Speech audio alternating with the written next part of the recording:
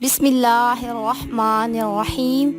اللہ کے نام سے شروع جو نہایت مہربان رحمت والا ہے۔ السلام علیکم ورحمۃ اللہ وبرکاتہ۔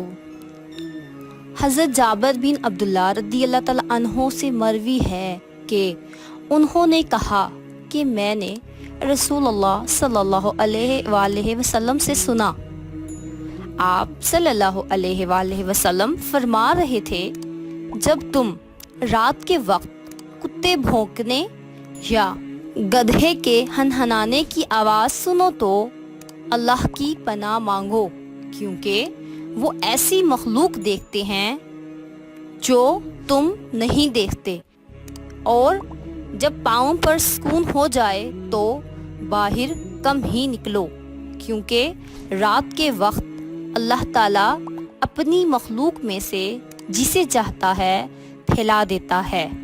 بسم اللہ پڑھ کر دروازے بند کر دو، کیونکہ شیطان وہ دروازہ نہیں کھولتا جسے بسم اللہ پڑھ کر بند کیا گیا ہو۔